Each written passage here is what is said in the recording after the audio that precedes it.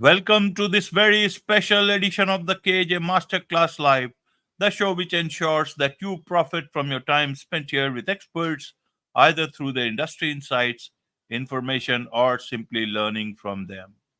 And today we have Yosi Kossowsky. He is an executive coach with over 17 years of experience and is a former CTO. Welcome to the show, Yosi. Thank you, AJ. Really happy to be here. You are welcome. Welcome to the show. Welcome to India in this online form.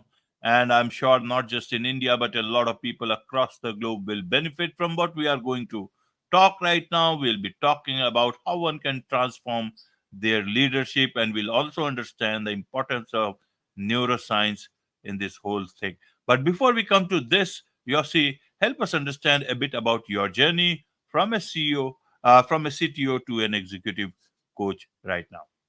All right, fantastic. So really, it goes obviously a little bit before the CTO. Started off my career in IT, then went into engineering, and it was as an engineer that I started becoming really curious about how to work better with people. I got feedback that I wasn't doing a great job interacting with people and leading people, and that led me to want to study human behavior. By I guess luck, as it were, or the universe directing me to two different topics, which made quite a bit of difference. One was neuroscience, and the second was emotional wellness therapy. And through those two different modalities, I learned a lot about triggers, behaviors, perception, communication skills, how to be effective as an individual, as a team, and I started bringing the skills into the workplace and found a lot of effectiveness, started coaching in the workplace, found a lot of effectiveness there as well. So I decided to make it official and get a coaching certification in 2012. And then before I decided if I was going to leave technology, the company I was in got acquired by a larger company, by Cisco. And I started doing coaching, large scale change management work, all focused on the human side of change. So it really led into leadership development and that type of work. Did that for many years in Cisco, traveling around the world, spent a lot of time in India, Bangalore, Delhi, Mumbai, Chennai, and had an opportunity to work with teams all over the world. So the US, Europe, Asia, as well as India. And I really enjoyed all of that.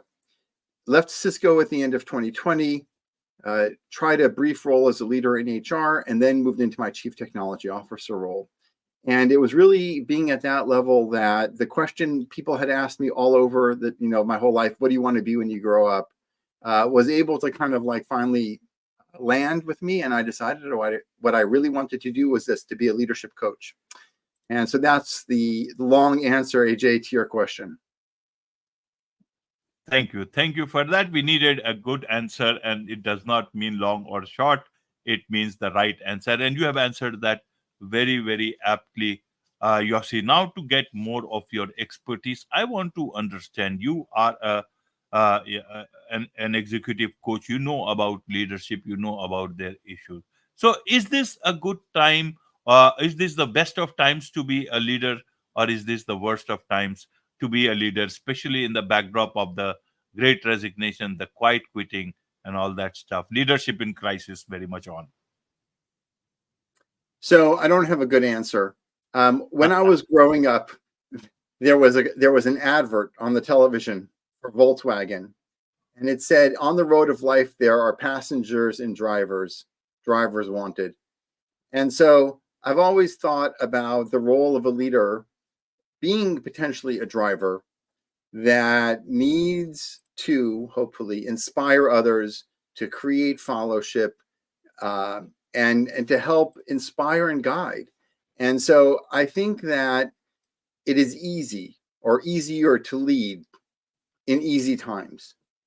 I think that the test of good leadership is when it's challenging, when things are unsettled, and when the situation calls for us to dig deeper into ourselves and into being better human beings. So in a sense, I think it's tougher and yet better. Right. Yet better. So, should leaders nowadays look at themselves uh, as victims of the circumstances or as an opportunity for them to actually bring change in organizational culture, organizational dynamics in the lives of people that they are leading? How should they look at? Many people say, okay, the work environment has changed.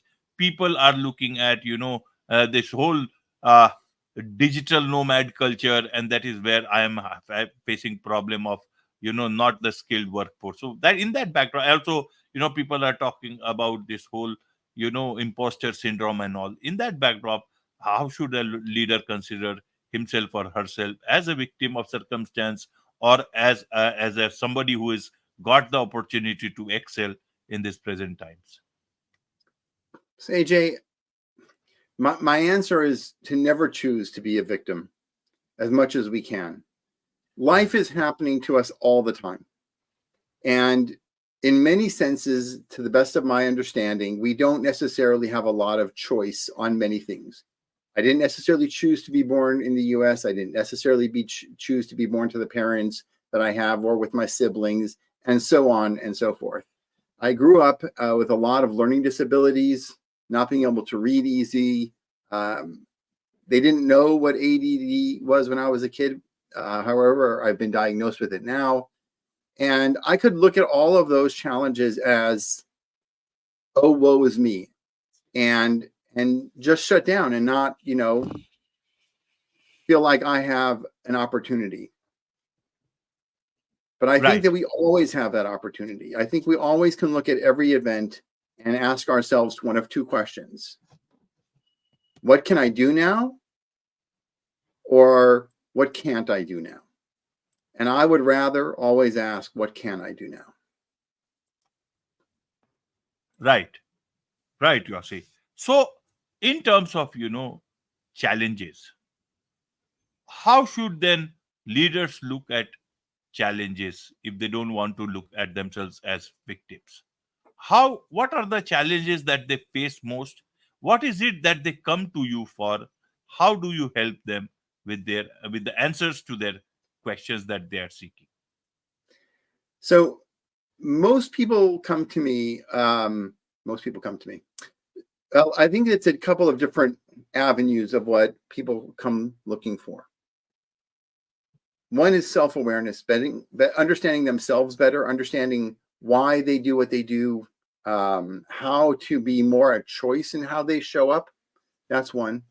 Second is, because of, I guess, my technical background, I often deal with leaders that are either technical themselves or very data-driven, logic-driven people who find that they are not influencing their environment in the way that they would like to. And those are a lot of people that I work with as well, maybe because I came from that background. And it's really all about, you mentioned this word before, imposter syndrome. I think that imposter syndrome is really a deeper challenge of who am I?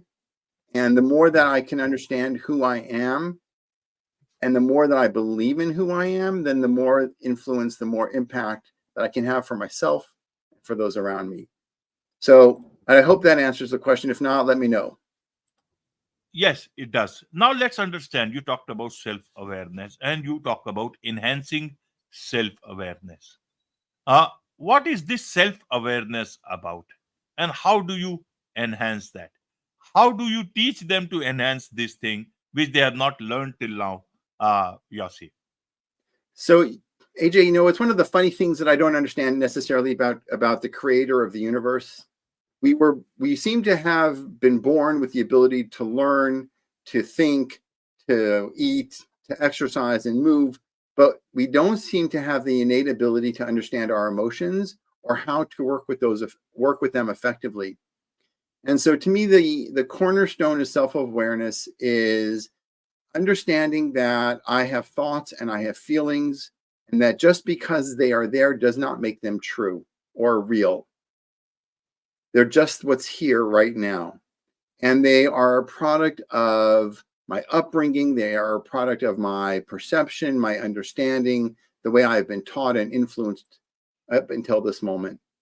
And the more that we can understand that just because we have a thought or a feeling and it doesn't make it real or true, we then have our first step of opportunity to be more at choice in how we respond and react to our environments. Right, right, Yossi. Now let's look at the second part of this, that is about managing change. This is also a big issue nowadays, because not only you have to, as leaders, you are also impacted by change, but you have to be the initiator of change in a corporate culture or any other culture. Even on home front, if you have to initiate that, you have to, so you have to prepare others also. Why does it lead to so much of discord in terms of managing change? Everyone knows that change is inevitable. Why is it that this whole process of change gets so convoluted that it leads to bad blood? Employees know that this they can lose their job anytime. Leaders also know that they will need to restructure their teams. But when it comes down to making those changes on the ground or communicating those changes, that is where a lot of people are not able to. Even the so-called great leaders in some of these big companies, they are not able to. I want to understand then this whole thing about managing change, and how do leaders then, what is it that they are doing wrong, or what is it that they don't understand about themselves, what is it that they can correct here to make change something much more better than it looks as of today? Okay. Lots of questions there, AJ. So Right. the first thing is I often find that people confuse two things: change and variety. I Right. really think that human beings, we like variety, but we don't necessarily like change. And I think that we sometimes confuse those two.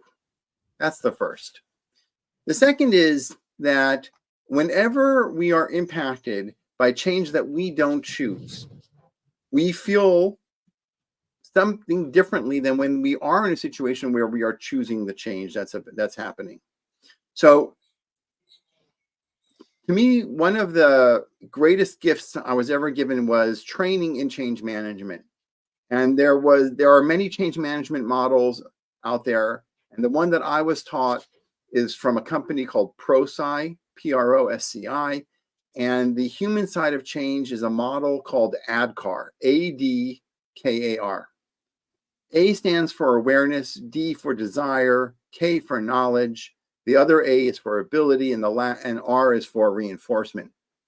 And the challenge often with companies and change and leadership is that we overlook the first two letters, all right, which is awareness and desire. Awareness is why. Why are we changing? Why now? What if we don't change? And often when companies introduce change or leaders introduce change, they talk about what the change is, not why the change is happening. Right. If we don't understand the why, we're definitely not going to get to the second part, which is desire, meaning the want to change, the want to go along with the change. And as human beings, we all have a very natural self-preservation tendency. And in that tendency, we ask ourselves, what's in it for me? What's in this change for me? How is it going to help me? How is it going to benefit me? Or how is it going to hurt me? And if leaders do not take into account the why and the what's in it for me, for their teams, for their people, for their companies, there will always be resistance to change. So what can a leader do is to think about how to communicate the why and the what's in it for people. Right. Wonderfully explained, Yossi. And that brings me to another part of this same topic, is that how do we then build high trust teams? Because if you keep on communicating or miscommunicating or not communicating, then the trust is gone. Perhaps that's one. A lot of people are saying, because the great resignation is because one of the big reasons is this. How do you, in these times of mistrust, how do you create high trust teams? Is that again so easy for a leader today? How do you teach them this part when amidst the environment that everything is? Okay, thank you. Again, big question. To me, again, the first part is ambiguity. In the word, what is trust? And there's a guy named Patrick Lencioni who wrote a wonderful book. He's written more than one. The first one I read was The 5 Dysfunctions of a Team. And there he talks about different types of trust. There is relationship-based trust, trust that we have built up over time, that therefore is predictive in a sense. And then there is transactional trust, meaning I don't have a history to know to trust you, but we are in an environment where we need to work together, and therefore we can build up a transactional trust, a trust that exists while we're working together. So the first is to not make a mistake that what we're trying to build is a relationship trust, because in relationships, we don't fire each other. Right. We don't cut each other off in the back. We don't, backstab. And so in corporations where we can get fired, where we have to deal with performance management, mistaking relationship trust for transactional trust is, I think, a first mistake that is often made.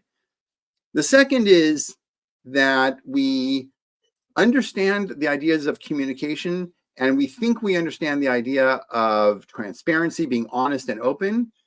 And maybe we do. What we often, however, forget is ambiguity.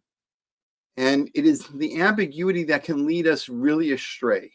Ambiguity, it happens when you and I, we in our own minds have a definition of a word, and we therefore don't check with what we mean. I often ask teams when working with them, what if the boss says, I need this by Friday, when are you going to get it to the boss? And if you ask a team of people what by Friday means, you will find a host of different answers. Right. And it is that small levels of ambiguity that creates micro frictions, and it is the micro frictions that ultimately crush trust in an organization or between people. Absolutely. Hope that helps. Absolutely. Yes, indeed, Yossi. And that is now, let's try and understand the neuroscience. Where does neuroscience come into this whole stuff? I thought leadership was more about things on the ground, less about the brain, more about the emotions. But help us understand. So, how does neuroscience come into this whole scheme of things? So, what I love, because I'm an engineer, is the neuroscience answered me the mechanics of the body, of the brain. Our emotions, we call our emotions in our heart. However, really, our emotions are occurring in our brain. Our thoughts are occurring in our brain, just in different parts of our brain. In understanding that the fact that there's a neural highway where our first part of our brain, the brain stem, sometimes called the limbic brain, is in charge of our autonomic functions, blinking, breathing, fight, flight, freeze, and then comes to our emotional centers, sometimes called our amygdala or hippocampi. That's where emotions are triggered and are happening. And then you go to our prefrontal cortex, which is executive thinking, and that's where our thoughts and our decision making is happening. So emotions are always there. Thoughts are always there. Understanding how they're going to play out and interact really helps me help others in breaking down where the challenges are happening when we want to grow, when we want to develop ourselves, and learning how to identify our limiting factors, our limiting beliefs, our derailers, so that I can show up at my best for myself and for others. And that's where neuroscience in a very practical aspect plays a big role.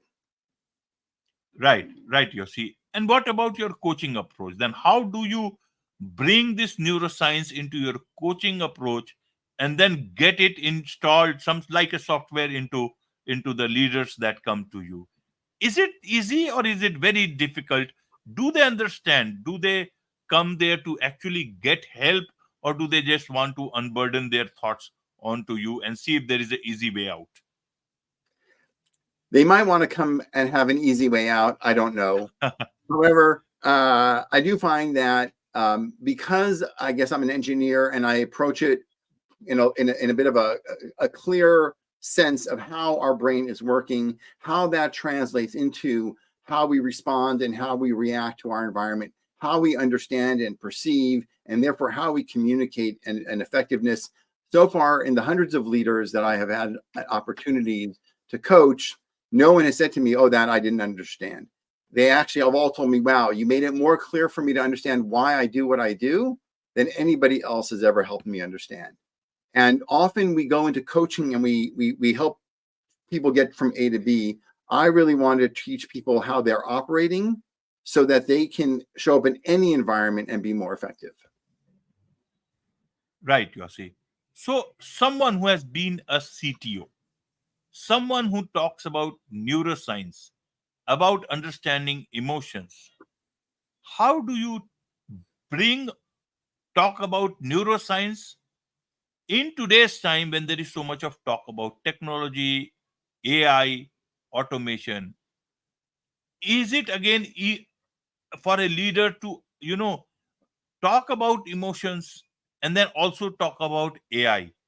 Is it easy for a leader to choose between the two, or there is a lot of calibration that it requires in today's time, and that you need a very high level of, empathy from a leader, from the leaders of today, that leadership is not for everyone? So, in terms of the last question, is leadership for everyone? When I do training for leaders, the first question I ask is, do you like people? Okay. If you don't really like people, then taking a leadership role is often not going to be a great fit. If you do like people, I don't think it makes a difference. AI is still something we're learning about. We're trying to understand, what can it do, what can it not do, where is its capabilities, where is its limits, how does it help augment us, where does it maybe replace some of the things that we do. And I don't think we really understand it. I don't think we understand how good or bad it is, not in terms of good or bad, but in terms of effectiveness, how accurate its information is. Can it really replace certain roles?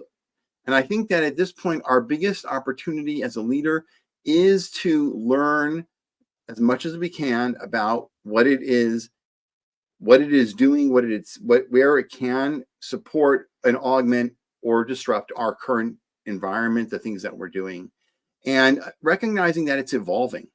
In 5 years from now, we're going to be able to understand, I think, the capabilities of AI so much better than we understand them today. So I think the idea is, don't think that the sky is falling. It's not. It's a matter of recognizing that today, still, most of my interaction is between human beings. And yes, there's technology. There's always been technology. Now there's more technology. But in general, I'm not leading a computer. I'm leading other people, or I'm being led by other people. And therefore, all of the things we've talked about today are still at the core of productivity. Absolutely. Well explained, Yossi. And I'm sure a lot of people will understand this aspect. A lot of leaders will understand this aspect of leadership. There is so much to learn and understand about these things from you, Yossi. And I'm sure a lot of people would want to understand and learn from you, connect with you, take your services. So, what is the best way for them to do so?